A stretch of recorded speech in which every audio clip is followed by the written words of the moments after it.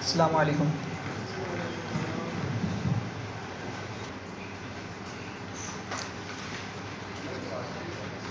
चलें भाई स्टार्ट करते हैं। लास्ट क्लास में क्या डिस्कस किया था बताएंगे? लीनियर रिग्रेशन किस तरह काम करती है ये? बेस्ट फिट लाइन ढूंढता है। लीनियर रिग्रेशन का जो एल्गोरिथम है वो बेस्ट फिट लाइन ढूंढता है हमारे डेटा के हिसाब से, और उस लाइन को क्या पर्पज़ है ढूंढने का। अच्छा भाई, तो लीनियर रिग्रेशन की बात कर रहे थे। लीनियर रिग्रेशन में क्या होता है कि मेरा मॉडल जो हमारे डेटा पॉइंट्स होते हैं उनके दरमियान जाके एक लाइन बेस्ट फिट लाइन बनाने की कोशिश करता है, सही है। और मकसद क्या होता है उस बेस्ट फिट लाइन का?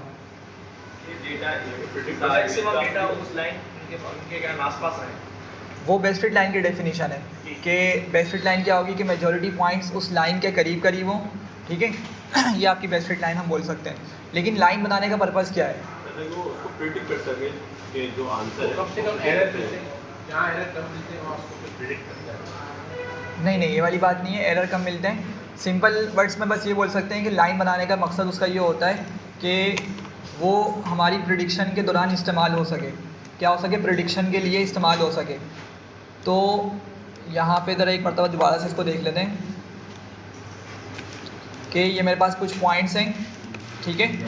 अब लेट से ये यहाँ पर हमारे पास मौजूद है एक्सपीरियंस एक्स एक्सिस पर, और यहाँ पर सैलरी पैकेज मौजूद है वाई एक्सिस पर। हम पैकेज की बात कर रहे हैं। तो लेट से किसी का अगर इस पॉइंट के अगेंस्ट मैं निकालूँ, यहाँ से मुझे इसकी क्या मिलेगी? एक्सपीरियंस की वैल्यू मिल जाएगी। और अगर मैं यहाँ से वाई एक्सिस पर आ जाऊँ तो मुझे उसका पैकेज पता चल जाएगा कि उसके इस एक्सपीरियंस पे कितना उसका पैकेज है, ठीक है। अब पर मंथ का हो, पर ईयर का हो, वो समझ लें कुछ भी हो सकता है, लेकिन हमें उसकी वैल्यू मिल जाएगी। अब सिमिलरली हमारे पास ये कुछ डेटा पॉइंट्स हैं, इनके लिए हम क्या कर सकते हैं? ईज़िली रियल डेटा से, एक्चुअल डेटा से हम उनकी वैल्यूज़ को निकाल सकते हैं। ये मेरे रियल डेटा पॉइंट्स हैं, सही। लेकिन अब अगर हमें चाह रहा हूँ कि कुछ इस तरह की फंक्शनैलिटी अचीव कर लिया, कुछ इस तरह का मॉडल अप्लाई कर दूँ यहाँ पर कि जो क्या हो सके, मेरे लिए इस डेटा को पढ़े, डेटा को समझे, डेटा में जो वेरिएशंस, जो रिलेशन एग्जिस्ट करता है उसको समझकर एक लाइन बना दे। उस लाइन की मदद से मैं क्या कर सकूँगा? मैं प्रिडिक्शन कर सकूँगा, ठीक है। तो लेट से डेटा ने क्या किया? डेटा ने मतलब मॉडल ने कुछ इस तरह की लाइन बना दी, ठीक है। लेट से उसने बेस्ट फिट लाइन बना दी, सही है। तो लाजमी नहीं है कि ये बेस्ट फिट लाइन सिर्फ टेस्टिंग डेटा के लिए ही इस्तेमाल हो, ये हमारी ट्रेनिंग डेटा के लिए भी इस्तेमाल हो सकती है, सही है। ट्रेनिंग डेटा से मुराद कि हमने जो उसको डेटा दिया है, हम उस डेटा पर भी उसकी प्रिडिक्शन निकलवा सकते हैं, सही है। तो ये देखें कि मेरे पास ये जो पॉइंट था इस जगह पर, ये ओरिजिनल डेटा था, ठीक। लेकिन अगर मैं इसी लाइन की मदद से अभी वैल्यू निकालना चाहूँ तो क्या मिलेगी मुझे? वैल्यू थोड़ी सी ज़्यादा मिलेगी, ठीक है। मैं क्या करूँगा?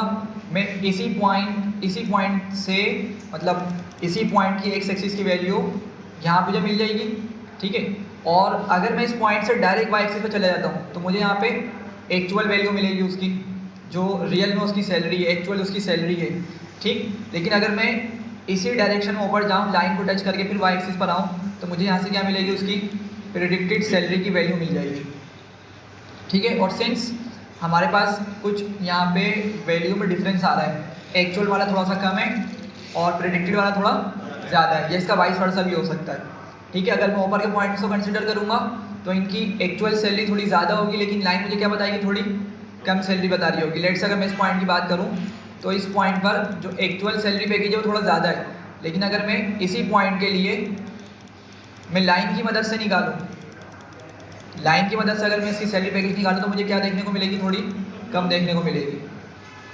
ठीक। तो पर्पज़ क्या है इस लाइन बनाने का? इस लाइन का पर्पज़ ये होता है कि हम इस लाइन को प्रिडिक्शन के लिए इस्तेमाल कर सकें। हम इसको डेटा देंगे और फिर ये हमारी क्या करेगी? प्रिडिक्शन करके दे देगी, सही है। तो ये कुछ ऐसी रैंडम नहीं चल रहा होता, इसके पीछे एल्गोरिथम्स चल रहे होते हैं जो प्रॉपर तरीके से जाके क्या करता है? ये एक रिलेशन को निकाल पाता है, मशीन लर्निंग, ठीक है। तो क्या किया था हमने इसके लिए? सबसे पहले लाइब्रेरीज़ को इंपोर्ट कर लिया था, ठीक है। फिर हमारे पास एक जॉब्स CSV की फ़ाइल थी, उसको हमने रीड कर लिया था। रीड करने के बाद हमने उसमें से एक्स और वाई में सेपरेट कर दिया था उनको, ठीक है। अब ज़रा जल्दी से बताएं कि एक्स और वाई में सेपरेट करने का पर्पज़ क्या होता है। या बिल्कुल, एक्स हमारा इनपुट है और वाई क्या हमारा आउटपुट है, या टारगेट भी इसको बोल सकते हैं, बिल्कुल ठीक। फिर हमने क्या किया, हमने ट्रेन टेस्ट स्प्लिट किया। अगेन इसको माइंड में इस तरह से लेकर आएँ कि आपके पास ये पूरा कंप्लीट डेटा है।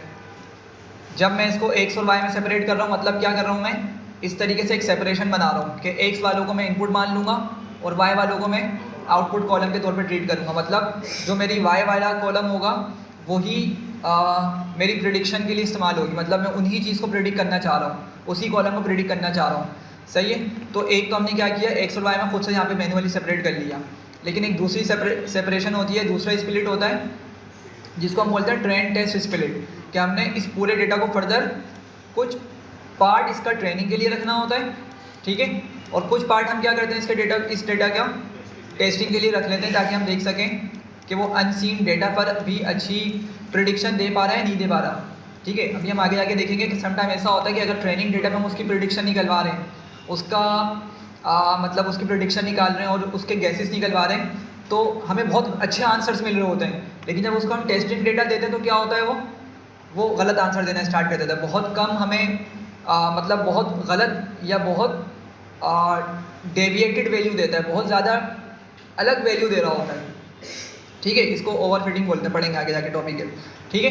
तो इसीलिए हम क्या करते हैं, टेस्टिंग के लिए कुछ डेटा को रख लेते हैं। चलें, तो हमने क्या किया था, इस तरीके से X train X test Y train Y test बनाकर ट्रेन टेस्ट स्प्लिट का ये फंक्शनैलिटी यहाँ पे यूज़ करी, और एक्स और वाई देके हमने टेस्ट साइज़ दिया। और आपको मालूम है टेस्ट साइज़ क्या करता है, जो हम इसको बताएंगे कि भाई 0.2 मतलब 20% क्या करो मेरे डेटा का टेस्टिंग के लिए निकाल लो, ठीक है। तो क्या करेगा वो, यहाँ पर 20% डेटा एक्स टेस्ट में डालेगा और वाई वाला वाई टेस्ट में डाल देगा। भाई ये देखें ना, ये वाली चीज़ क्या होगी मेरे पास, एक्स टेस्ट, ये वाला पार्ट एक्स टेस्ट, और ये वाला पार्ट क्या हो जाएगा, वाई टेस्ट, ठीक है। तो सीक्वेंस ये आपको ऐसी लिखनी है, एक्स ट्रेन के बाद एक्स टेस्ट, फिर वाई ट्रेन और फिर वाई टेस्ट। अगर आगे पीछे किया तो फिर ये एरर दे देगा।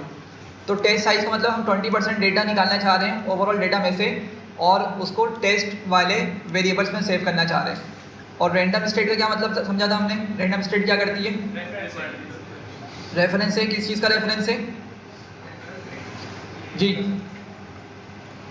अगर मैं इसको बोल रहा हूँ कि जाकर रैंडमली क्या करो, मेरे डेटा से सिलेक्ट करो, लेट से शायद इसमें 1000 के करीब रोज थी, ठीक है, 1000 रोज थी, या कितनी थी, आई थिंक 200 थी, जो हम 160 का फिक्र कर रहे थे शायद, ठीक है। 200 इसमें टोटल रोज थी मेरे इस डेटा के अंदर।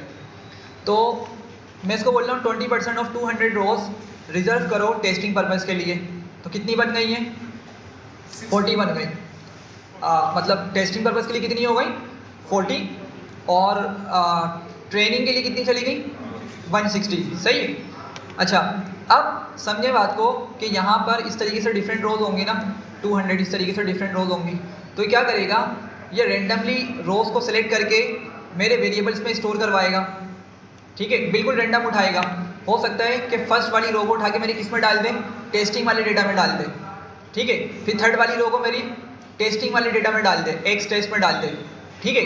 और इस तरीके से उसने रेंडमली उठाया और एक्स टेस्ट और एक्स ट्रेन के अंदर जाके डेटा को सेव करवा दिया। Of course Y train Y test में भी करवा रहा होगा ये वाला काम, सही। लेकिन हम ये इसको एक रेफरेंस देना चाह रहे हैं कि भाई अगर मैं इस 3 को, रैंडम स्टेट को 3 मैंने बोल दिया, या कुछ भी नंबर हो सकता है, मतलब इसका ये कि अगर मैं इसी टेस्ट पे, इसी डेटा सेट पे फिर दोबारा अगर मैं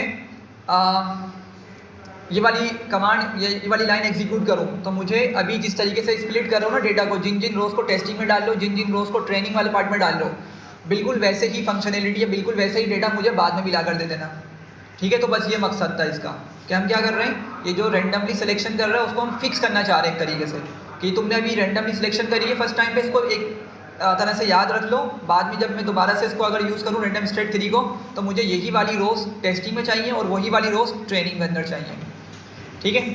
खैर, फिर हमने क्या किया था, लीनियर रिग्रेशन को इंपोर्ट किया था, उसका एक ऑब्जेक्ट बनाया था।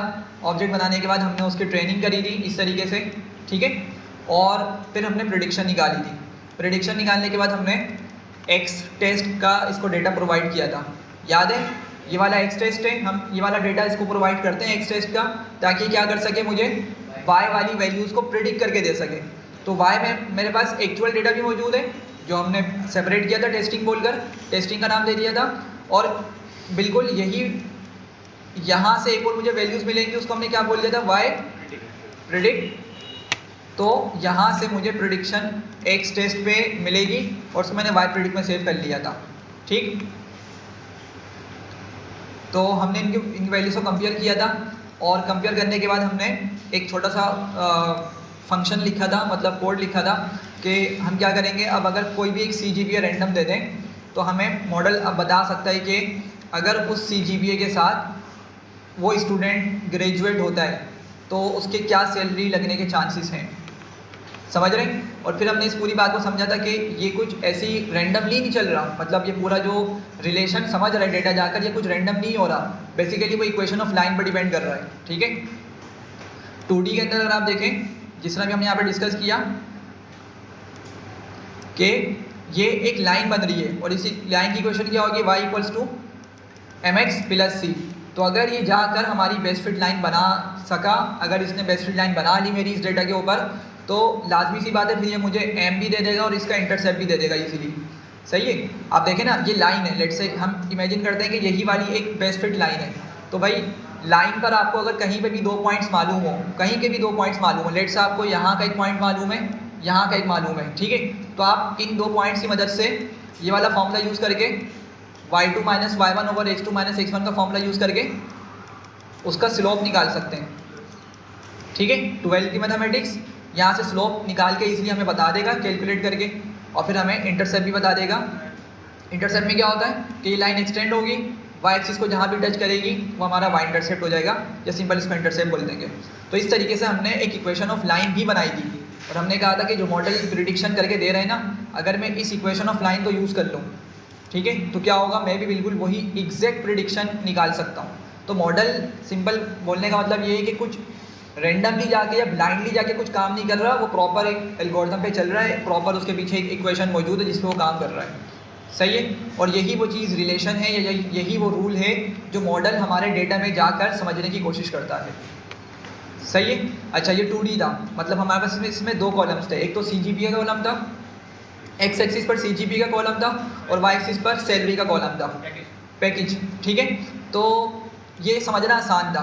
यही चीज़ हमारे पास 2 कॉलम से ज़्यादा पर भी हो सकती है, 3 कॉलम्स हो सकते हैं। चले अगर 3D कॉलम्स, मतलब 3D या 3 कॉलम्स पर अगर हम मशीन लर्निंग करवाते हैं तो जब भी हम थोड़ा बहुत इसको विजुअलाइज कर सकते हैं, लेकिन अगर 3 डायमेंशन से हम आगे निकल गए, लेट से मेरे पास 10 कॉलम्स आ गए या 6 कॉलम आ गए, 5 कॉलम आ गए, तो हम इसको ग्राफ की फॉर्म में कन्वर्ट नहीं कर सकते, फिर इसको सिर्फ हम इमेजिन ही कर सकते हैं कि अच्छा भाई ये इस तरीके से काम कर रहा है, ठीक। तो समरी इसकी ये है कि मशीन लर्निंग मॉडल डेटा में जाता है, डेटा में जाने के बाद रिलेशन समझता है, रूल समझता है, और उस रूल की मदद से फिर हमें प्रिडिक्शन निकाल कर दे रहा होता है, ठीक है। और अगर हम खुद से उसको यूज़ करना चाहें वो किस तरह प्रिडिक्शन निकाल रहा है, तो हम इक्वेशन ऑफ लाइन को भी यूज़ करके खुद से वो प्रिडिक्शन को निकलवा सकते हैं, सही है। यहाँ तक क्लियर हो रही है बात? चलें, आज जो है हमने कुछ एरर्स डिस्कस करने।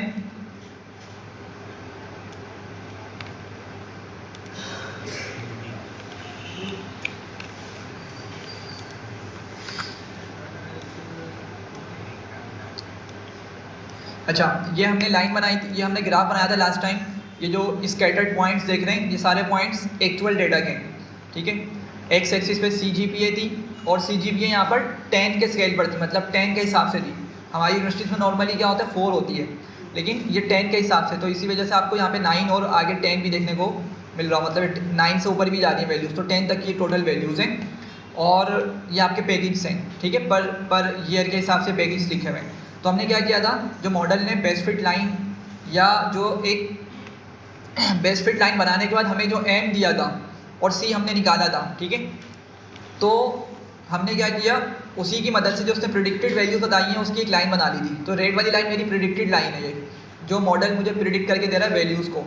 तो अब ज़रा समझते हैं इसको कि लेट से अगर मेरे पास एक स्टूडेंट है, ये वाला स्टूडेंट, इसको कंसिडर करें, इसकी GPA CGPA तकरीबन 6 आ रही है, 6 से थोड़ी सी कम आ रही है, 5.9 या 5.95 समथिंग, ठीक है। अच्छा, अब इसकी एक्चुअल सैलरी क्या पता चल रही है हमें, लेट्स से आई थिंक 2.1, चलें लेट्स से 2.1, मतलब 2,10,000 पूरे साल की सैलरी इसकी बनेगी, ठीक है। मतलब इसकी इतनी सैलरी है एक्चुअल डेटा के मुताबिक। अगर इस बंदे की CGPA इतनी है 5.9 के अराउंड, तो इसका सैलरी पैकेज कितने का है, 2.1 के अराउंड लग रहा है, ये एक्चुअल डेटा है, सही।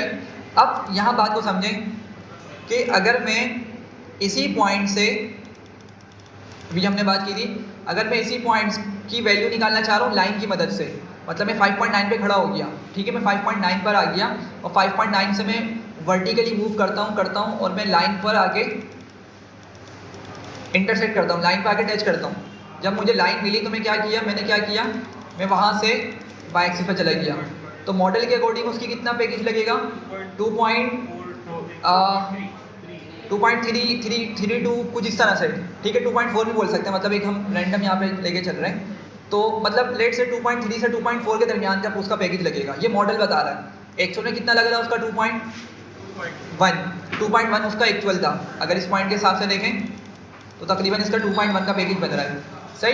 अब यहाँ से समझना स्टार्ट करते हैं कि हमारे पास इस आंसर में एरर मौजूद है, ऐसा ही है, बिल्कुल एरर मौजूद है, एक्चुअल डेटा कुछ और है, मॉडल मुझे कुछ और बता रहा है, और बिल्कुल ऐसा होता है, ठीक है, एरर रहता है।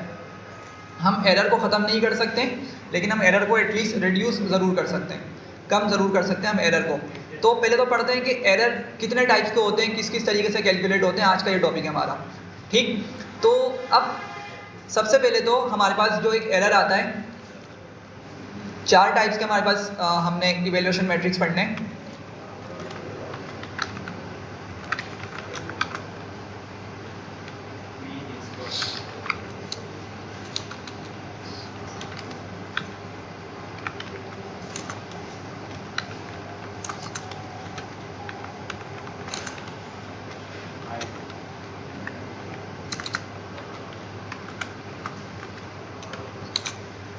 सही है, तो MAE बेसिकली हमारा मीन एब्सोल्यूट एरर है, और सबसे सिंपल यही होता है, सबसे ईजीएस्ट यही होता है।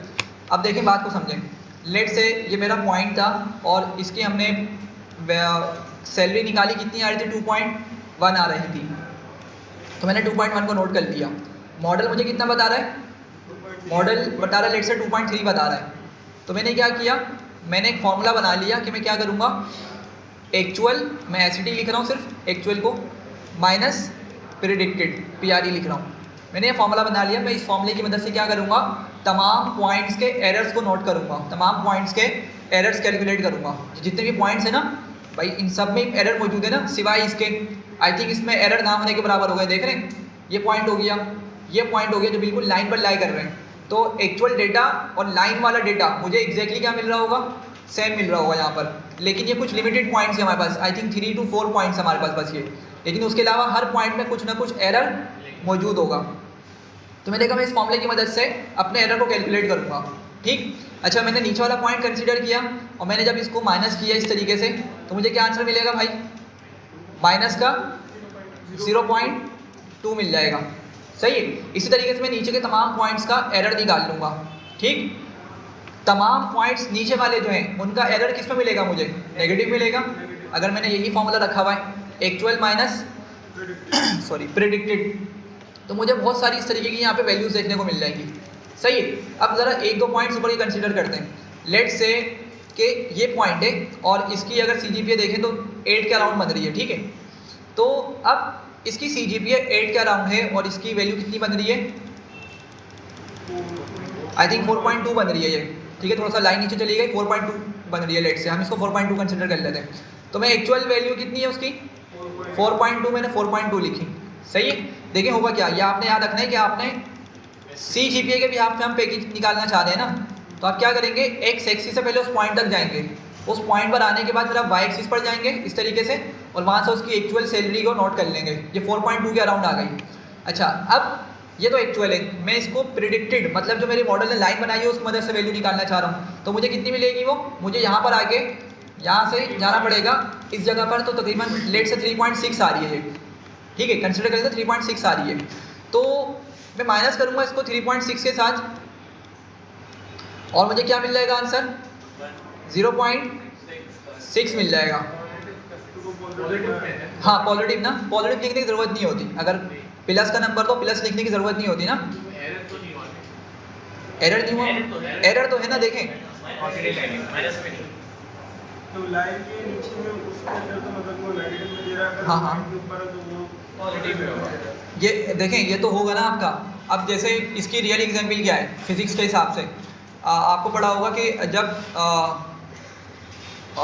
गर्मी होती है, मतलब जब हीट की शिद्दत ज़्यादा होती है तो आपकी जो मेटेलिक ऑब्जेक्ट्स हैं वो क्या होते हैं? एक्सपेंड होना स्टार्ट हो जाते हैं। ठीक है, शायद आप लोगों को याद भी हो कि रेल की पटरी की एग्जाम्पल हुआ करती थी मैट्रिक के अंदर। ठीक है, कि उसमें थोड़ा बहुत गैप रखा जाता है ताकि जब उस पर से गाड़ी गुजरे, रेलगाड़ी उस पर से गुजरे तो उसमें हीट प्रोड्यूस हो रही होती है। ठीक है, तो क्या हो, अगर हीट प्रोड्यूस होने की वजह से वो एक्सटेंड भी हो ना थोड़े बहुत, तो आपके वो ब्रेक नहीं होंगे। तो हीट की वजह से क्या हो रहा है, वो एक्सटेंड हो रही है। लेकिन आपको पता है कि सर्दियों में श्रिंक भी होती हैं।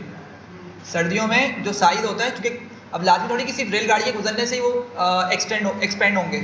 ठीक है, वैसा भी तो हो सकता है कि जो नॉर्मल सराउंडिंग का टेम्परेचर है उसकी वजह से भी तो एक्सपेंड हो सकते हैं मेटेलिक ऑब्जेक्ट्स। और ऐसा होता है यूजुअली, अगर आपके यहाँ लोहे के दरवाजे हों तो आप नोट करिएगा गर्मियों के अंदर क्या होता है, वो चुड़ कर रहे होते हैं या थोड़े से जाम हुए होते हैं वो। अगर आप बंद करेंगे ना तो थोड़े से टाइट हो के बंद होते हैं वो। लेकिन जब सर्दियाँ आती हैं वही चीज़ आपकी प्रॉपर तरीके से जाकर उसी फ्रेम में आराम से मतलब बैठ जाती है। सही है, तो सर्दियाँ होने में क्या होता है, आपका श्रिंक भी हो रहा होता है। सही है, तो एक्चुअल साइज से आपका बढ़ भी रहा है और एक्चुअल साइज से कम भी हो रहा है। तो माइनस सिर्फ आपकी डायरेक्शन बता रहा है। ठीक है जी, वो नेगेटिव भी सजा आ रहा है क्योंकि हमने फॉर्मूला ये वाला रखा है। अगर आप रखेंगे इसको प्रेडिक्टेड माइनस एक्चुअल तो आपका फिर नीचे वाला पॉजिटिव हो जाएगा, ऊपर वाला नेगेटिव हो जाएगा। जी 1.4 होगा ये? नहीं ना, 0.4 यहाँ, 0.2 वहाँ, 0.6 होगा ये। ठीक है, 0.6 होगा। आप कैलकुलेट करें दोबारा, ये आपको मिल जाएगा। सही है, अच्छा खैर पॉइंट पर आते हैं। तो भाई यहाँ पर हम बात कर रहे थे कि नीचे के, अगर इसी फॉर्मूले के अकॉर्डिंग हम देख रहे हैं तो नीचे के तमाम पॉइंट्स मुझे नेगेटिव में मिलेंगे, एरर वाले पॉइंट्स नेगेटिव होंगे और ऊपर वाले पॉइंट्स क्या होंगे, पॉजिटिव होंगे। लेकिन ये सब के सब एरर्स हैं। अब इसको इस तरह समझें कि अगर मैं इन सबको सम कर दूँ, इन तमाम पॉइंट्स को सम कर दूँ, लेट से मैं 3 पॉइंट्स की बात कर लेता हूँ, 3 से 4 पॉइंट्स की। पहला पॉइंट मुझे मिलता है लेट से 0 माइनस का 0.2। ठीक है, एक दूसरा पॉइंट मुझे मिलता है 0.4, मतलब होगा, हो सकता है 6 हो। मैं एक रैंडम यहाँ से मैंने नंबर ले लिया। ठीक है, उसके बाद मुझे मिलता है एक नंबर 0.6 और एक मिलता है 0.8 या 9। सही है जी जी, ये डिफरेंस है। ये जो हमने इस फॉर्मूले को यूज़ किया है ना, इसी फॉर्मूले के अकॉर्डिंग मैंने लेट से ऊपर से 1-2 पॉइंट ले लिए, 2 पॉइंट ऊपर से लिए, 2 पॉइंट नीचे लिए। ठीक है, तो नीचे वाले अब मैंने एक तो मेरा ये हो गया 0.2 जो मुझे मिल रहा था माइनस का। ठीक है, और लेट से मैंने यहाँ पे ये माइनस का 0.4 नीचे का एक नंबर रैंडम कंसिडर कर लिया। अब हो सकता हो या हो सकता है ना हो, बस मैंने एक रैंडम कंसिडर कर लिया। तो ये डिफरेंस ही आया ऑफ कोर्स, लेकिन ये आया डिफरेंस है ये। और ऊपर वाले नंबर मैंने ये भी रैंडम कंसिडर कर लिए। एक तो 0.6 एक्चुअल डेटा आ गया और मे बी कि 0.9 यहाँ पे कहीं पे हो या ना हो। तो मैं आपको असल में एक पॉइंट समझाना चाह रहा हूँ। तो 0.9 हो भी सकता, नहीं भी हो सकता। लेकिन अब बात समझें, इमेजिन करें फिलहाल मौजूद है हमारा 0.9 भी मौजूद है, 0.4 भी मौजूद है माइनस का। तो अब अगर मैं इनको सम कर दूँ, अगर मैं इन नंबर्स को उठाकर सम कर दूँ तो आप मुझे बताएंगे आंसर कितना आएगा? 0.9। ठीक है, क्यों? क्योंकि ये दोनों नंबर्स क्या हो जाएंगे माइनस के, ये प्लस हो जाएंगे, माइनस का 0.6 बना देगा और यहाँ पे 0.6 पॉजिटिव का मौजूद है, तो ये दोनों कैंसिल आउट हो जाएंगे और 0.9 बच जाएगा आपका। सही है, ये बात समझ रहे हैं? अच्छा, यही असल पॉइंट था कि अब मसला क्या है कि अगर मैं देखें ये नंबर्स क्या हैं, ये नंबर्स हमारे पास सिंपल नंबर्स ही, ये एरर्स हैं, ये एरर्स हैं। तो मुझे मॉडल की अगर परफॉर्मेंस चेक करनी है तो मुझे तो उसका टोटल एरर पता होना चाहिए ना, कि मॉडल कितना एरर दे रहा है, मतलब टोटल ओवरऑल उसने कितनी मिस्टेक्स करी हैं। और मॉडल ख़ुद भी ना इसी तरीके से बेस्ट फिट लाइन बनाता है। अगर आपको याद हो, हमने फर्स्ट लेक्चर में डिस्कस किया था कि वो तमाम पॉइंट से एरर को कैलकुलेट करता है, हर पॉइंट के हिसाब से। तो अगर उस मॉडल को पता चला कि भाई इसने जो लाइन बनाई है ना, इसमें उसको एरर सबसे कम देखने को मिल रहा है कंपेयर टू अदर लाइन्स, तो क्या करेगा, इसी लाइन को बेस्ट फिट मान के हमें ये उसकी वैल्यूज़ m और c की फॉर्म में दिखा देगा, स्लोप और इंटरसेप्ट की फॉर्म में दिखा देगा। समझ रहे हैं? तो लेकिन अगर हम इसको इस तरीके से सिंपल सम कर देंगे तो ये तो कैंसिल होना स्टार्ट हो जाएंगे। तो इसीलिए पहला पैरामीटर का नाम ही क्या है, इवैल्यूएशन मैट्रिक्स का नाम मीन एब्सोल्यूट एरर। हम सबसे पहले तो इसका निकालेंगे एब्सोल्यूट निकालेंगे। एब्सोल्यूट को आप समझ लें कि अगर नेगेटिव है तो भी पॉजिटिव हो जाएगा, अगर पॉजिटिव है तो भी पॉजिटिव हो जाएगा। ये एब्सोल्यूट की फंक्शनैलिटी होती है, सही है। तो यहाँ पे इसीलिए इसको कहा गया है mean absolute error, MAE absolute error. तो अगर मैं इन सब को एब्सोल्यूट बना दूँ, ठीक है, तो लेट्स से अगर मैं इस तरह के सिंबल बनाऊँ तमाम एरर्स के साथ, तो क्या हो जाएंगे मेरे सारे एरर्स पॉजिटिव हो जाएंगे, ठीक है। अच्छा, ये पॉजिटिव हो गए और अब मैं क्या करूँगा, इन तमाम एरर्स का सम लूँगा।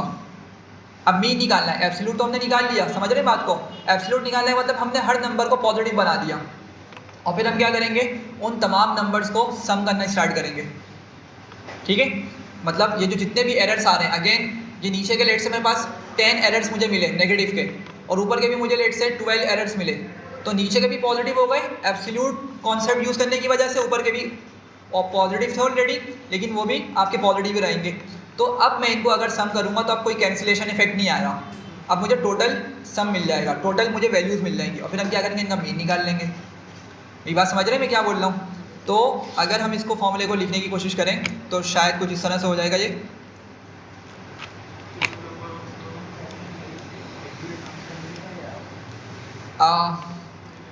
मैं यहाँ पे लिख देता हूँ,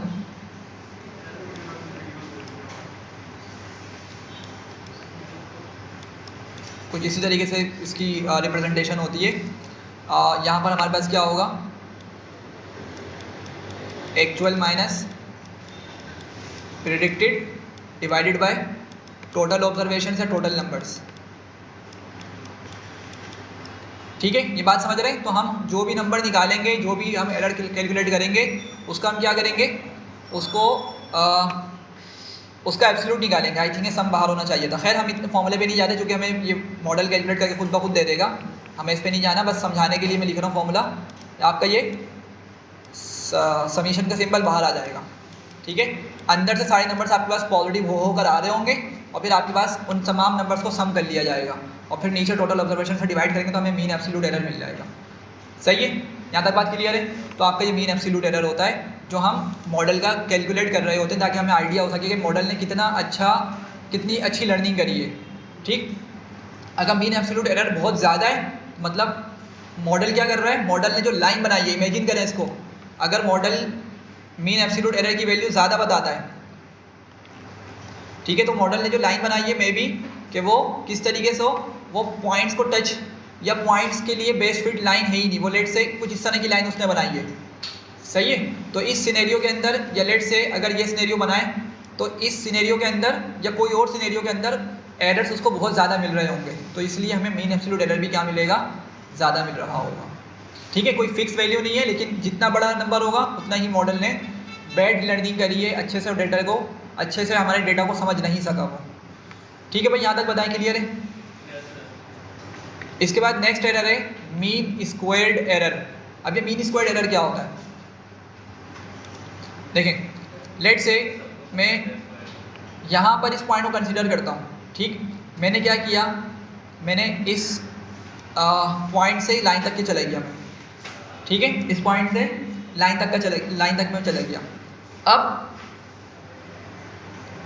अगर मैं सिर्फ इन दोनों वैल्यूज़ को सब्ट्रैक्ट कर दूं, मतलब मेरे पास एक वैल्यू कहाँ से आएगी, यहाँ से आएगी ओरिजिनल पॉइंट से, और एक लाइन की मदद से मुझे एक वैल्यू मिल रही होगी।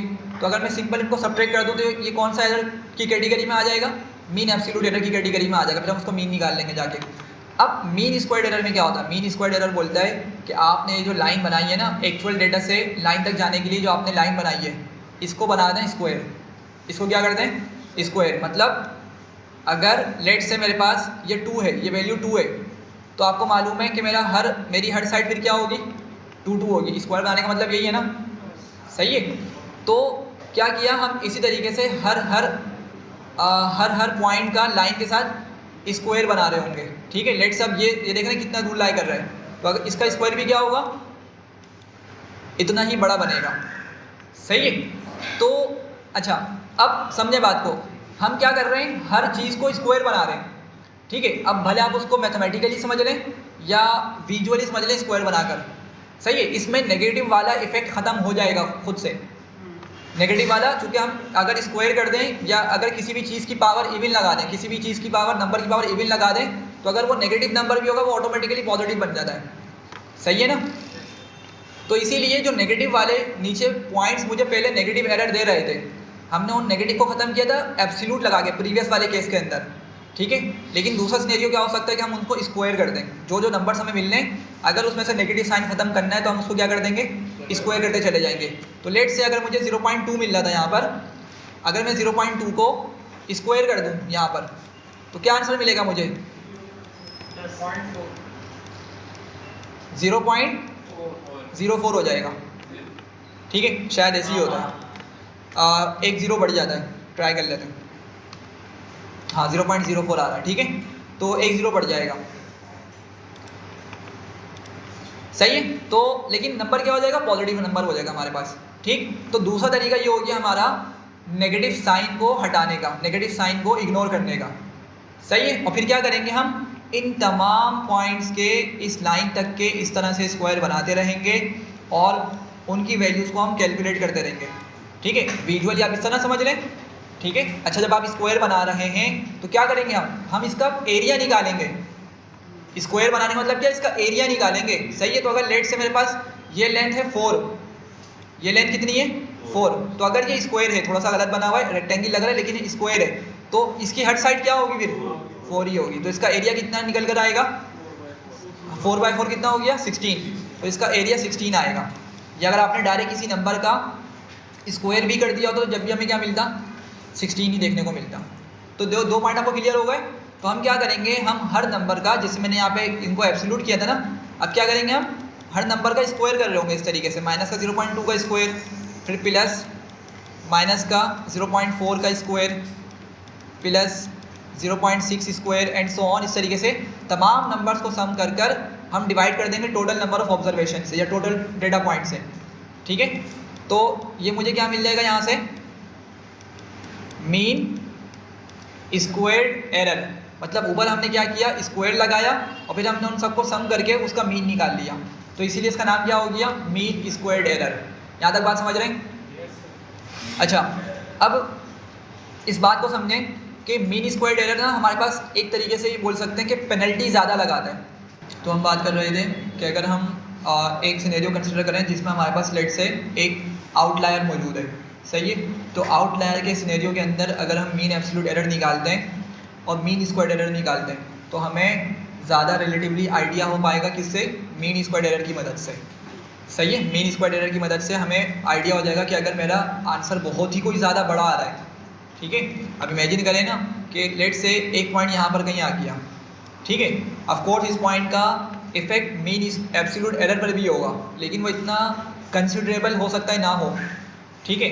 लेकिन अगर हम इस पॉइंट को कंसिडर करें with respect to MSE mean squared error की मदद से, तो मतलब क्या हो रहा है कि ये इसका स्क्वायर कितना बड़ा बनेगा, यहाँ तक, ठीक है। और फिर अगर मैं इसका स्क्वायर बनाने बैठूँ तो काफ़ी इसका बड़ा स्क्वायर बनेगा। और अगर नंबर को भी आप कंसिडर करें तो नंबर को स्क्वायर करने से लेट से हमें पता चलता है भाई किसी की जो CGPA आ रही है लेट से 10 के अराउंड आ रही है, ठीक है, या 10 से अबव की अगर CGPA देखने को मिल गई तो इसका स्क्वायर किया जाएगा तो कितना हो जाएगा इसका आंसर 100। अगर 10 ही कंसिडर कर ले 100 हो जाएगा, सही है। तो कितना बड़ा वो पेनल्टी लगा रहा है। तो पॉइंट समझाने क्या है कि अगर हमें डेटा के अंदर आउटलायर की प्रेजेंस को आइडेंटिफाई करना है तो हम वहाँ पे मतलब MSE का यूज़ कर लेते हैं, मीन स्क्वायर्ड एरर का यूज़ कर लेते हैं, ठीक है। तो आपका दूसरा इवैल्यूएशन मैट्रिक्स हो गया जो हम क्या करते हैं, मॉडल के ऊपर अप्लाई करके देखते हैं कि मेरा मॉडल ने कितनी अच्छी लर्निंग करी है। सही है भाई, यहाँ तक सिंपल सी चीज़ें थी दो। अब तीसरा है हमारे पास रूट मीन स्क्वायर्ड एरर। अच्छा, उस पर जाने से पहले एक चीज़ डिस्कस करते हैं कि अगर हम बात करें एडवांटेज की, तो अगर मीन एब्सोल्यूट एरर के एडवांटेज की बात करें तो मीन एब्सोल्यूट एरर का फ़ायदा क्या है, मीन एब्सोल्यूट एरर को यूज़ करने का फ़ायदा क्या है जी?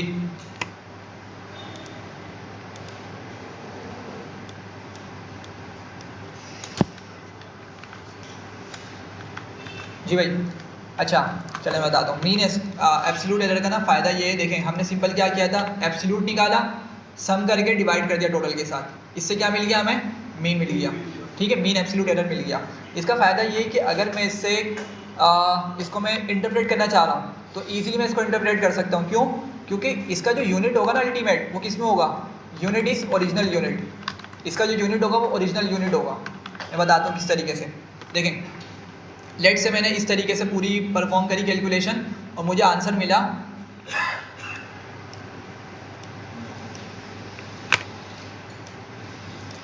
मुझे इसका आंसर मिला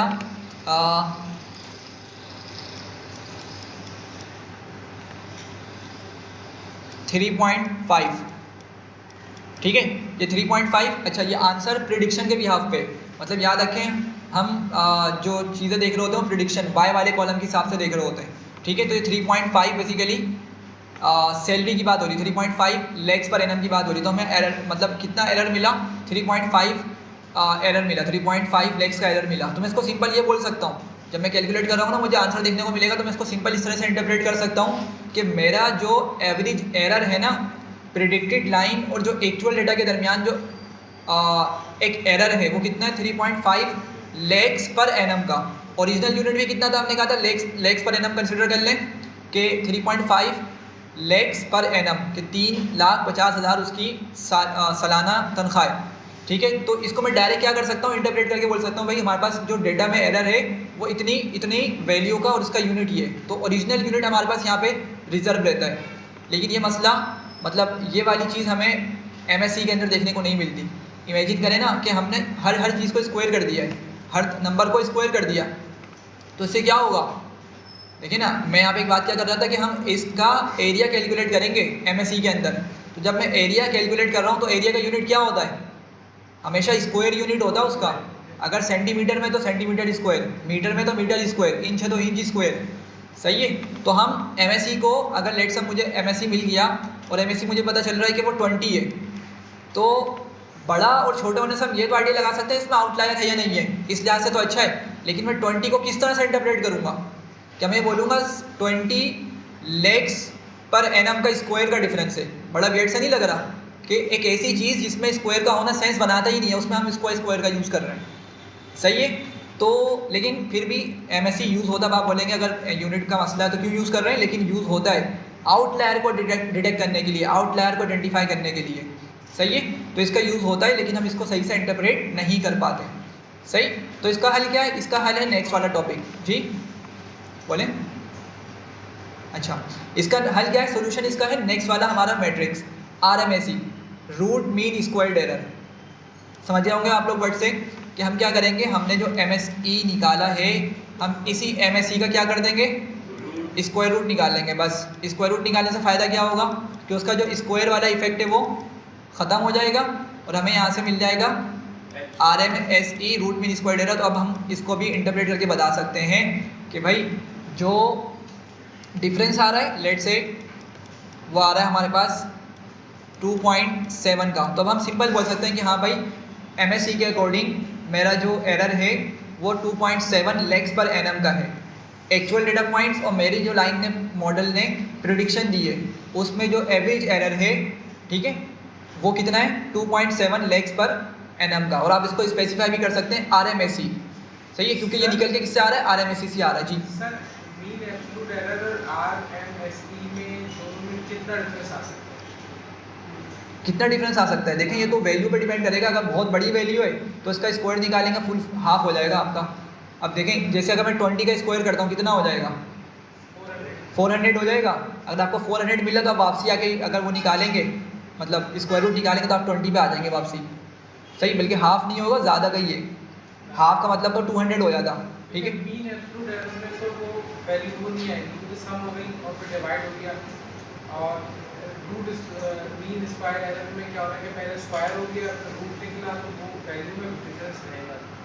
नहीं, दोबारा बोलें इस बात को दोबारा। सर, मैं ये कहना चाह रहा हूँ कि मीन एब्सोल्यूट एरर में और रूट मीन स्क्वायर एरर में दोनों में डिफरेंस होगा। बिल्कुल डिफरेंस होगा। ठीक है, और रूट वाला ज़्यादा होगा, मीन वाला कम होगा, मीन एब्सोल्यूट एरर वाला कम होगा। अच्छा, आप उस लिहाज से बोल रहे हैं। ठीक है, ये बिल्कुल ऐसा पॉसिबल है और इसका वाइस वर्सा भी हो सकता है। ये डिपेंड करेगा आउटलायर और कितने आउटलायर्स हैं। सही है, ये उस पर आपका डिपेंड कर रहा होगा। क्योंकि हम देखें स्क्वायर्ड एरर के अंदर क्या हो रहा है हमारा कि हम सम करके उसको स्क्वायर करके निकाल रहे हैं वैल्यू को। तो आपकी बात यहाँ तक तो सही है कि जब हम RMSE निकाल रहे होंगे ना तो अब ये सिंबल अपने ओरिजिनल यूनिट्स में आ गया है RMSE, लेकिन ये वाली वैल्यू हमें ज़्यादा देखने को मिल सकती है, ठीक है, और ज़्यादा मिलेगी 100% किस सिनेरियो के अंदर, अगर आउटलायर डेटा में मौजूद हुआ, सही है, क्योंकि हमने उसका स्क्वायर किया तो बहुत बड़ा आंसर हो गया, सही है। अगर समझें, अगर 10 लाख का कहीं पे 10 लाख अगर यूनिट में एरर आ रहा होता, 10 लाख अगर हमारे पास MSE होता, तो जब हमने इसका स्क्वायर किया होता 10 का कितना स्क्वायर बन जाएगा, 10 का स्क्वायर तकरीबन कुछ ऐसी होगा, बड़ा नंबर बन जाएगा, ठीक है। तो एक बड़ा नंबर है वो आपका, जब आप उसको वापसी से स्क्वायर रूट निकाल के अपनी ओरिजिनल फॉर्म में लेकर आएंगे एवरेज निकालने के बाद, तो फिर आपके पास जो फाइनल आंसर होगा बड़ा में देखने को मिल सकता है मीन एब्सोल्यूट एरर से, सही है। लेकिन खैर ये आपके पास एक मैट्रिक्स था जो इस तरीके से इंटरप्रेट किया जा सकता है। बताएं यहाँ तक क्लियर है? अच्छा, अब हम आगे बढ़ते हैं। सबसे इम्पोर्टेंट R2 स्कोर बहुत इंपॉर्टेंट है, इसको सही से समझिएगा। R2 स्कोर का सबसे पहले तो हम फॉर्मूला डिस्कस करते हैं। R2 स्कोर होता है, अच्छा इसको R स्क्वायर करके लिखा जाता है वैसे ना इस तरीके से, लेकिन हम इसको R2 बोल रहे होते हैं, ठीक है। R2 स्कोर का फॉर्मूला होता है 1 माइनस SSR ओवर SSM, ठीक है। SSR क्या है? Sum of squared error made by regression, और SSM क्या होता है? Sum of squared error made by mean. अब क्या मतलब है इनका, पहले मैं समझाता हूँ। लेट्स से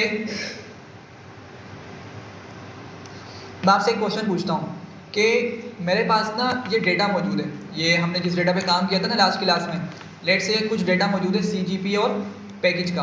अब मैं आपको बोलता हूँ कि मुझे ना आप क्या करें, बताएं इस डेटा को देखकर कि आपने इस डेटा को देखा और आपने समझ लिया अच्छा भाई ये CGP है जिनकी थी उनका ये पैकेज लगा। अब मैंने कहा लेट्स से अगर मेरे पास एक बंदा आ जाए, एक स्टूडेंट आ जाए, उसकी CGPA लेट्स से 9.38 है, तो अब आप बताएं, मॉडल को भी इग्नोर कर दें, ठीक है। अभी जो हमने लीनियर रिग्रेशन वाला मॉडल पढ़ा है ना, इसको इग्नोर करें। मैं आपको बोलता हूँ कि अब आप मुझे बताएं कि आपने लीनियर रिग्रेशन का मॉडल यूज़ नहीं करना, और मैं आपसे बोलता हूँ कि मुझे बताएं कि क्या अगर 9.38 वाले बंदे की मैं पैकेज की प्रेडिक्शन निकलवाना चाह रहा हूँ, किस तरह निकलेगी?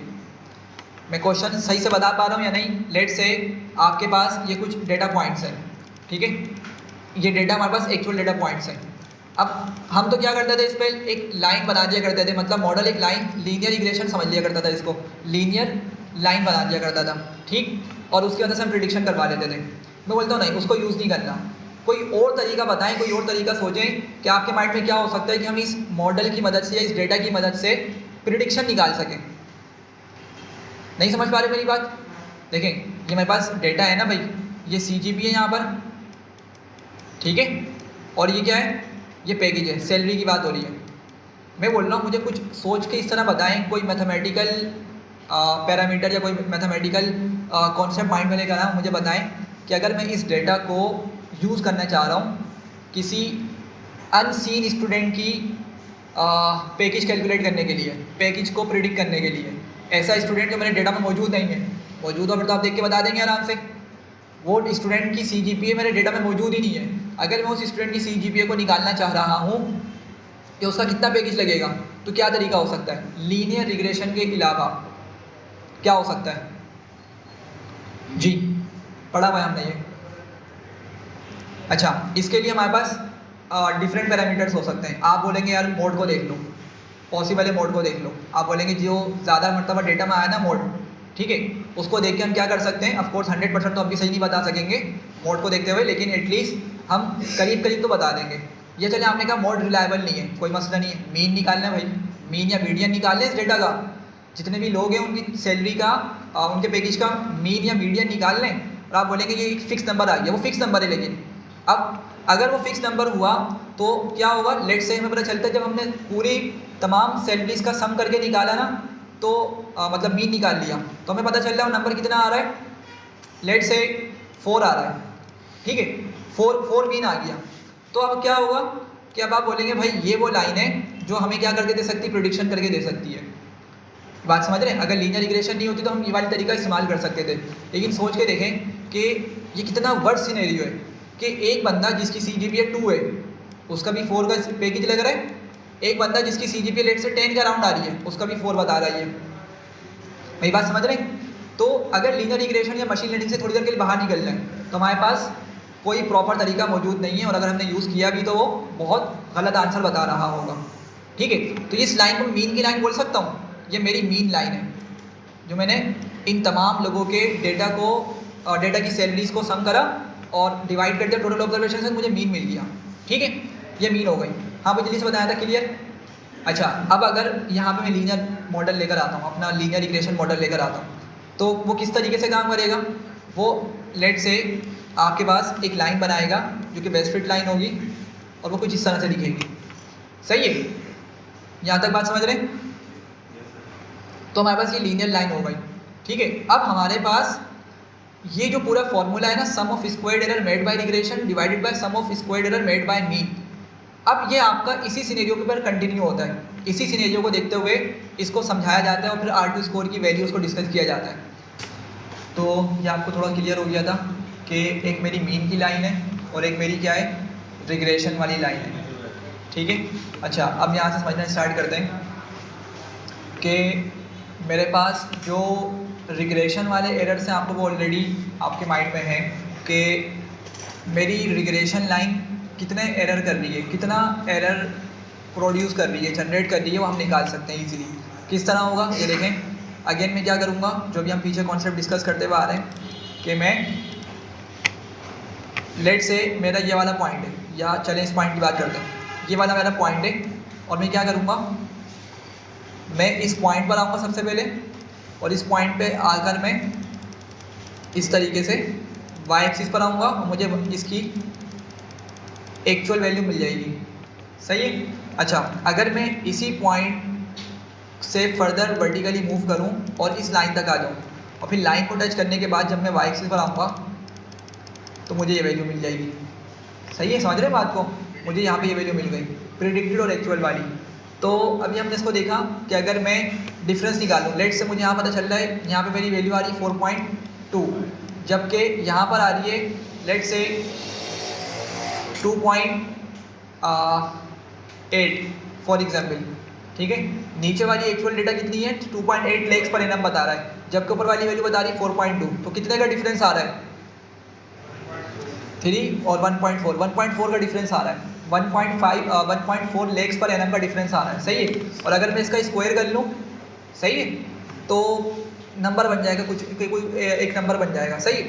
और इसी तरीके से मैं हर पॉइंट का इस लाइन के साथ इसी तरीके से एरर निकालूंगा, उसका स्क्वायर करूंगा। ठीक है, और जितने भी मैंने स्क्वायर्स कर लिए हैं उन सबको सम कर लूँगा।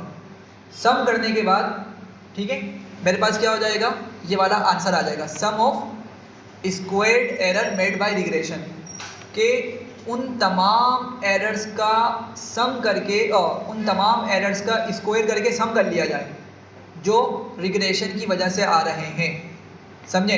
अभी मैं मीन लाइन को कंसिडर नहीं कर रहा, मैं अपनी रिग्रेशन लाइन को कंसिडर कर रहा हूँ। तो मेरे पास क्या हो रहा है कि आपको आइडिया हो गया है कि मैं क्या कर सकता हूँ, हर पॉइंट का एरर निकाल सकता हूँ। लेट से मैं यहाँ से खड़ा होकर इधर चला गया, तो एक मेरे पास यहाँ की वैल्यू है, यहाँ की वैल्यू है, मैं इनको इस पूरी वैल्यू का स्क्वायर कर लूँगा और इसी तरीके से हर पॉइंट का इन एरर्स का स्क्वायर करके सम कर लूँगा।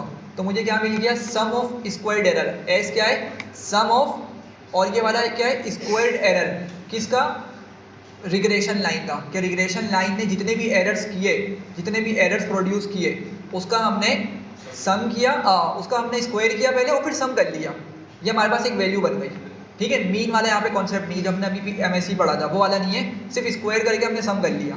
यहाँ तक क्लियर हो रही है बात? अच्छा, यही कॉन्सेप्ट हमारे पास मीन का है कि sum of squared error made by mean.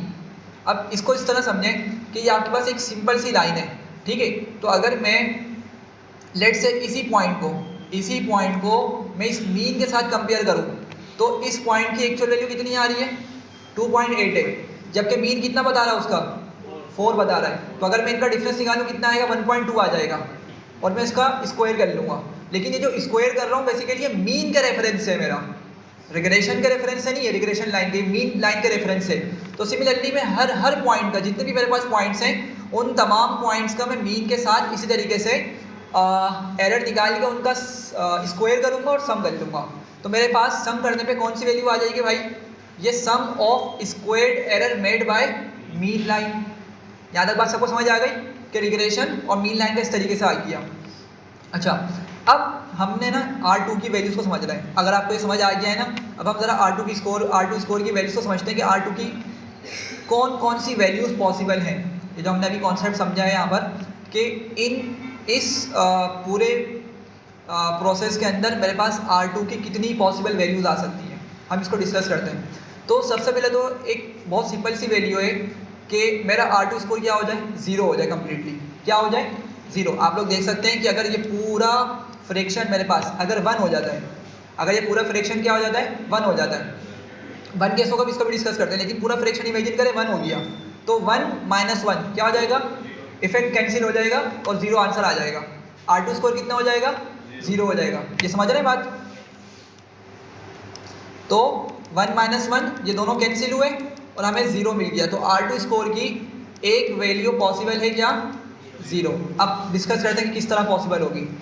देखें, समझे बात को कि ये फ्रैक्शन है, ठीक है, और फ्रैक्शन में क्या होता है, लेट से मैं आपको बोलता हूँ कि मुझे बताएं 6/3 लिखा हुआ है, क्या आंसर आएगा इसका, 2। आप बोलेंगे भाई सिंपल, इनको कैंसिल करो, 2 आंसर आ जाएगा, ठीक है। लेकिन अगर यही मैं सिनेरियो लिख देता, लेट से मैं बोलता 1.41 ऊपर भी मिल रहा है और मेरा 1.41 मुझे नीचे भी मिल रहा है, क्या होंगे दोनों, कैंसिल हो जाएंगे। और कैंसिल होने के बाद ऊपर भी 1 बचा, नीचे भी 1 बचा, लेकिन हम एक ही 1 कंसीडर करते हैं तो 1 आ गया। तो आपका फ्रैक्शन क्या हो गया, पूरा 1 हो गया, सही है। तो इसका मतलब क्या हो रहा है कि मेरी मीन लाइन जितनी गलती कर रही है, रिग्रेशन लाइन भी उतनी ही गलती कर रही है। हाँ बिल्कुल, एग्जैक्टली ये पॉइंट आएगा आपका।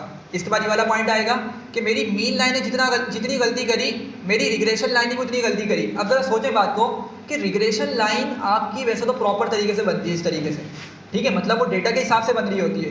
लेकिन अगर मेरी रिग्रेशन लाइन मूव होना स्टार्ट हुई, होते होते होते होते वो मीन के सिमिलर हो गई, मीन पर ओवरलैप कर गई, अगर वो रिग्रेशन लाइन अब यूं नहीं है, रिग्रेशन लाइन आपकी लेट से कुछ इस तरह की बन गई, सही है। तो क्या होगा कि मेरा जो रिग्रेशन वाला एरर होगा और जो मीन वाला एरर होगा वो दोनों मैच हो जाएंगे और इसी वजह से ऊपर नीचे कैंसिलेशन होने से हमारा आंसर 0 आ जाएगा, सही है। तो आप बात को समझें, अगर हमें R2 स्कोर 0 मिल रहा है या 0 के करीब मिल रहा है, तो इसका मतलब क्या बन रहा है कि मेरे मॉडल ने लर्निंग करी ही नहीं है सही से, उसने डेटा को सही से समझा ही नहीं है, सही है। हमने देखा था मीन तो सबसे वर्स्ट सिनेरियो था हमारा, तो वो उस वर्स्ट सिनेरियो से जाके मैच कर गया है, सही है। और अगर हमें पूरा एग्जैक्टली 0 देखने को नहीं मिलेगा तो हो सकता है 0 के करीब आंसर देखने को मिल जाए, तो हम क्या बोलेंगे, भाई ये मॉडल बहुत जो है वीक मॉडल है या उसकी लर्निंग सही से हुई ही नहीं है। समझ पा रहे हैं इस बात को। तो आपका एक सिनेरियो ये हो गया R2 स्कोर का 0 होना, ठीक है। अच्छा, R2 स्कोर हमारे पास एक दूसरी वैल्यू हो सकती है कि वो क्या होगा, मेरे पास 0 से 1 के दरमियान होगा। क्या होगा, 0 से 1 के दरमियान होगा, और जितना 1 के क्लोज होगा उतनी अच्छी वैल्यू होगी। इसको समझते हैं हम ज़रा। तो अब इसको इस तरह से देखें कि अगर अभी हम इस सिनेरियो को ज़रा कंसिडर करें, तो इस सिनेरियो में क्या होगा, मेरे पास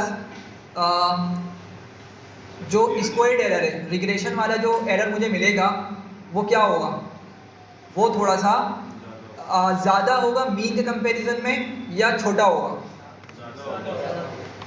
देखें, सोचें थोड़ा सा, इसको मैथमेटिकली सोचेंगे जब भी आपको पॉसिबल हो जाएगा ये। 1 मिनट, मैं बात कर रहा हूँ कि मेरी R2 स्कोर की वैल्यू कहाँ से कहाँ तक की हो, 0 से 1 के बिटवीन हो, तो उसको क्या सिनेरियो बनेगा। सोचें कि अगर मेरे पास ये नीचे वाली वैल्यू बड़ी हो जाती है, ठीक है, मीन वाली वैल्यू बड़ी हो जाती है और sum of squared error made by regression line का जो एरर है वो थोड़ा छोटा हो जाता है। अब कुछ भी हो सकता है, लेट से मैंने बोला ऊपर 4 आंसर आ रहा है तो नीचे 6 आ रहा है, ऊपर 10 आ रहा है तो नीचे 14 आ रहा है या 15 आ रहा है, ठीक है। मतलब मेरा रिग्रेशन वाली लाइन एक अच्छे तरीके से प्रॉपरली पॉइंट्स को कवर कर रही है, या बेस्ट फिट लाइन है अगर मेरी रिग्रेशन की, तो वो एरर कम कर रही होगी। लेकिन मीन तो एक स्टैटिक लाइन है ना, एक हॉरिजॉन्टल लाइन बन गई जिस तरीके से, तो इसके एरर फिर भी हमें ज़्यादा देखने को मिलने होंगे। तो न्यूमरेटर आपका छोटा, ठीक है, और डिनोमिनेटर थोड़ा सा बड़ा, तो जब हम इसको डिवाइड करेंगे इस वाले फ्रैक्शन को, आंसर क्या आएगा, सिर्फ फ्रैक्शन की बात कर रहा हूँ, अभी 1 को छोड़ दें, 1 माइनस को छोड़ दें, आंसर क्या हो जाएगा, 0 पॉइंट में आ जाएगा, 1 से ऊपर जा ही नहीं सकता, 1 से छोटा छोटा नंबर आएगा। ये मेरी बात समझ रहे हैं? वरना इसकी एग्जाम्पल देख लें। मैंने बोला भाई कि चलें सिंपल सी एग्जाम्पल लेते हैं, रिग्रेशन लाइन कर रही है एरर सिर्फ 5 का, जबकि मीन लाइन कर रही है 10 का एरर, तो आंसर कितना आ जाएगा? 0.5 का। और अगर मैं इस अब 0.5 को 1 से माइनस कर दूं तो कितना R2 स्कोर देखने को मिलेगा? 0.5 का देखने को मिल जाएगा। मतलब कंक्लूजन यहाँ से क्या मिल रही है कि मेरा जो रिग्रेशन वाला एरर है वो कम है। वो क्या है? वो कम है। अच्छा, अब अगर मेरी रिग्रेशन वाला ये जो 5 है, इसको अगर हम कंसिडर करें थोड़ा और कम हो गया, सही है, लेट से हम इसको बोलते हैं कि 2 मिल रहा है मुझे सिर्फ। अच्छा, सिर्फ नंबर समझाने के लिए, सिनेरियो यही होगा लेकिन नंबर एग्जैक्ट नहीं होंगे, ठीक है, सिर्फ समझाने के लिए। तो मैंने यहाँ पे लिख दिया कितना? 10 लिख दिया। मीन का तो एरर अभी भी क्या है? वही है जो मीन लाइन कर रही थी, लेकिन रिग्रेशन क्या होगा, मैंने थोड़ी सी और अच्छे से उस पर लर्निंग वगैरह करवाई, मैंने थोड़ा बड़ा डेटा सेट ले लिया, तो उसकी लर्निंग होने से उसका एरर और कम हो गया मेरी रिग्रेशन लाइन का। ये बात इमेजिन कर रहे हैं आप लोग? तो अब क्या आंसर आएगा इसका? 0.2। और 0.2 जब इसको मैं 1 से माइनस करूँगा कितना आंसर आएगा मुझे? 0.8 मिल रहा होगा। मेरी बात समझ पा रहे हैं? तो मेरे पास आंसर अगर 0 से 1 के दरमियान है, इसका मतलब क्या है कि रिग्रेशन लाइन रिलेटिवली एक अच्छी परफॉर्मेंस दे रही है, वो कम एरर कर रही है compare to the mean line.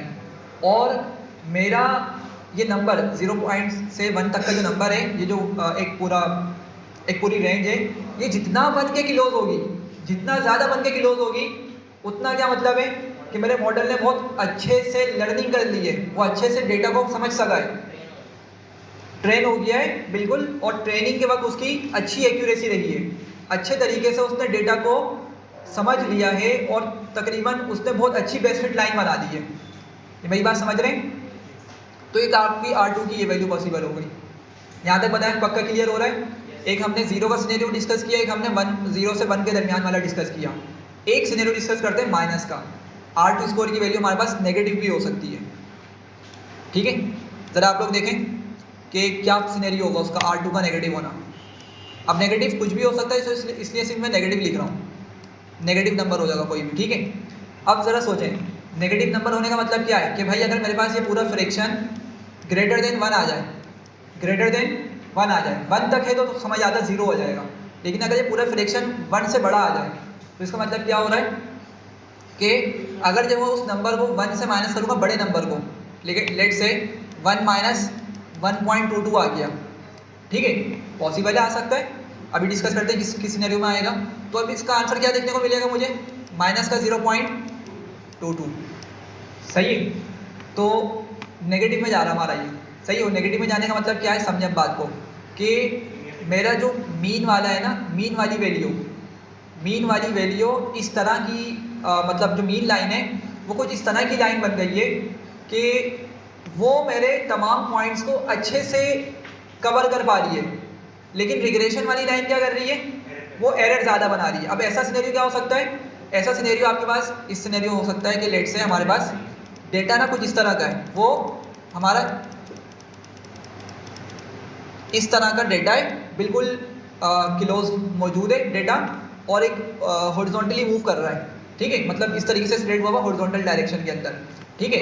अब मीन लाइन किस तरह बनती है? यहाँ पर मीन लाइन बनती है कुछ इस तरह से या कुछ इस तरह से, सही है, कुछ भी सिनेरियो हो सकता है, या कुछ इस तरह से बन रही है।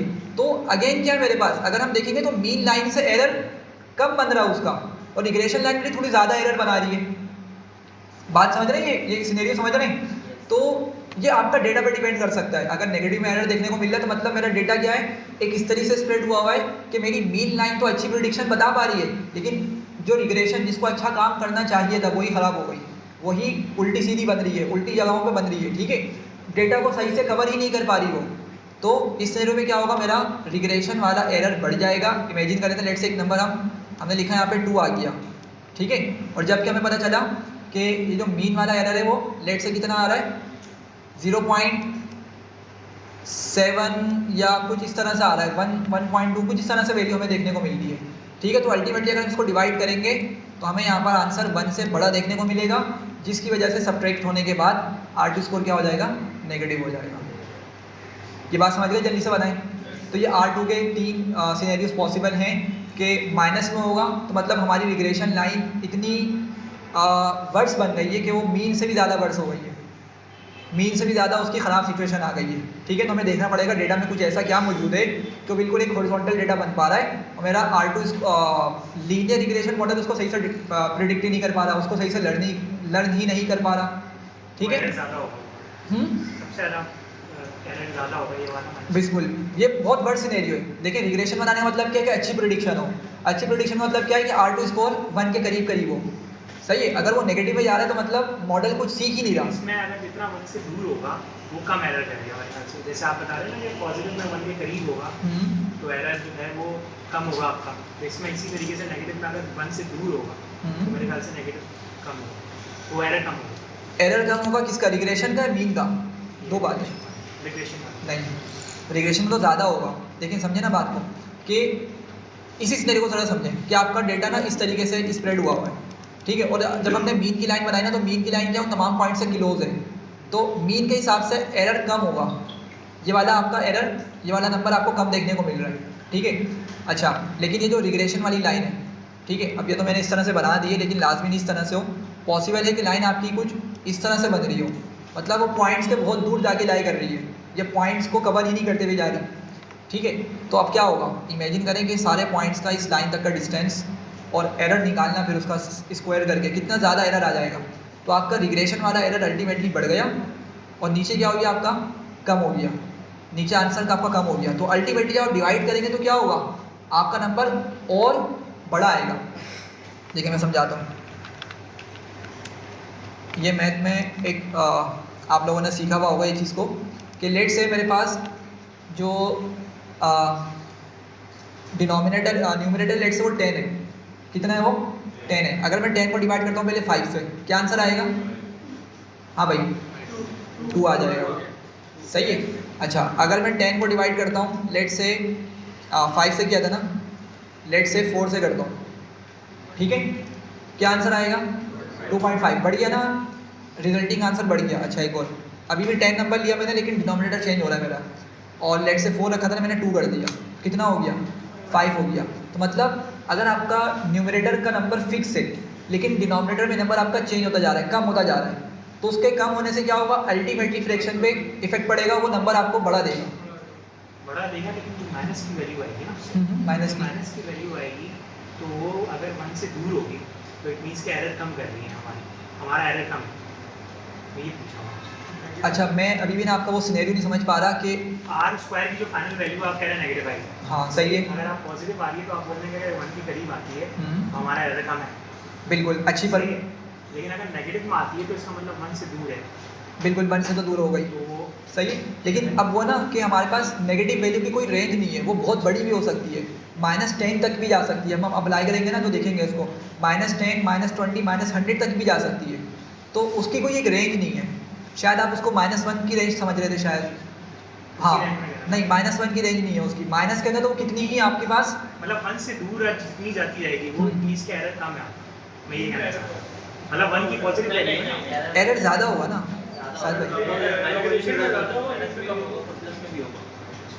ओवरऑल। अगर आप चलें एक्स में कंफ्यूज हो रहे हैं तो उसके साथ समझ लें कि आप अगर 1 को लेकर कंसिडर करें ना, 1 से अगर आपके पास जितना आप दूर जाते जा रहे हैं तो आपका मॉडल उतना ही बैड लर्न कर रहा है, मतलब अच्छे से चीज़ों को समझ नहीं पा रहा।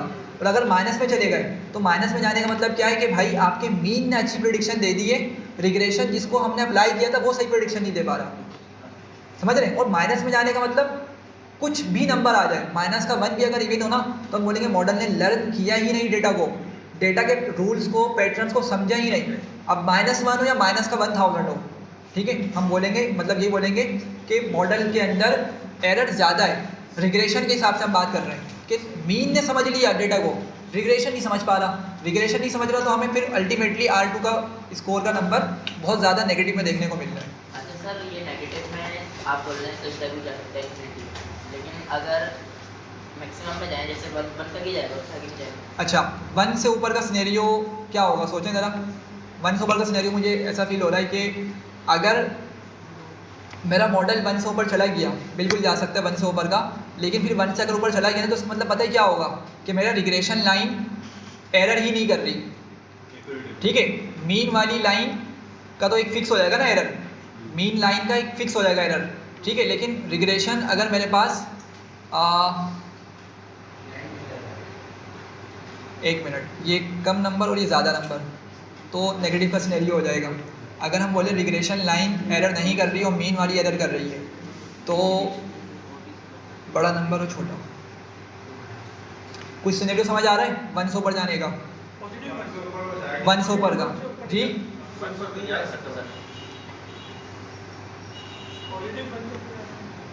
पहले हम उसका ना रियल सिनेरियो बाद में सोचेंगे, पहले मैथमेटिकली समझें कि मैथमेटिकली क्या पॉसिबल है 100 पर जाना। सब सोचें, सब सब तो माइनस करते ना, कैसे ऊपर जाते हैं ऊपर, अगर माइनस में अगर वो आगे फ्रिक्शन को क्या प्लस हो जाएगा माइनस में, लेकिन माइनस तो हो नहीं सकता ये फ्रैक्शन हमारा, क्योंकि हम स्क्वायर करके लेकर आ रहे हैं उसको, तो हाँ सही है 100 पर नहीं जा सकता। ठीक है, थैंक यू। ठीक है, 100 पर नहीं जाएगा आपका, मैक्सिमम ये 1 तक रहेगा। ठीक है, तो ये तो नेगेटिव नंबर हो सकता है, मतलब बहुत वर्स्ट मॉडल है, उसको हमें दोबारा से ट्रेन करवाना पड़ेगा। अगर R2 स्कोर हमें माइनस देखने को मिल रहा है तो मतलब मॉडल ने बिल्कुल भी नहीं लर्न नहीं किया, दोबारा से मॉडल को ट्रेन करेंगे। दूसरा सिनेरियो कि 0 देखने को मिल जाएगा, इसका मतलब क्या है कि मेरा मॉडल जो रिग्रेशन की लाइन है वो मीन पर ओवरलैप हो गई है और लर्निंग क्या यहाँ पर उसकी भी कोई ख़ास अच्छी नहीं हुई है। ठीक है, हम उसको भी वर्ड्स ही कंसिडर करेंगे। ठीक है, और अगर दूसरा सिनेरियो क्या है कि 0 से 1 के दरमियान है और जितना 1 के क्लोज है उतना ही मॉडल ने अच्छी से लर्निंग परफॉर्म करी है और उतना ही वो अच्छी प्रेडिक्शन दे रहा है। ठीक है, तो एक तो ये हमारे पास फॉर्मूले की मदद से ये इसकी एक्सप्लेनेशन हो गई, इसमें कोई मसला है? अच्छा, इसकी एक दूसरी भी एक्सप्लेनेशन होती है। दूसरी एक्सप्लेनेशन का मतलब ये होता है, मैं आपको बता देता हूँ। लेट से मुझे जब मैंने सारी R2 कैलकुलेशन परफॉर्म करी ना, तो मुझे मालूम हुआ कि R2 मुझे मिल रहा है 0.8। ठीक है, 0.8 मिला। अब पता है इसका मतलब क्या 0.8 का है? दूसरी तरीके से इंटरप्रेट करता हूँ इसको। इसका मतलब ये है कि लेट से मेरे पास एक CGPA का कॉलम था और एक दूसरा कॉलम था पैकेज का या सैलरी का। ठीक है, और जब मैंने इस पर पूरी मतलब मॉडल वाला ट्रेन किया, मैंने इस पर R2 स्कोर कैलकुलेट किया, मुझे पता चला कि R2 स्कोर की वैल्यू कितनी मिल रही है, 0.8 मिल रही है। ठीक है, अच्छा इसको हम देखेंगे किस तरीके से कैलकुलेट होता है, बहुत सिंपल सा है, लेकिन अभी फ़िलहाल के लिए समझें कि 0.8 मुझे R2 स्कोर मिल गया।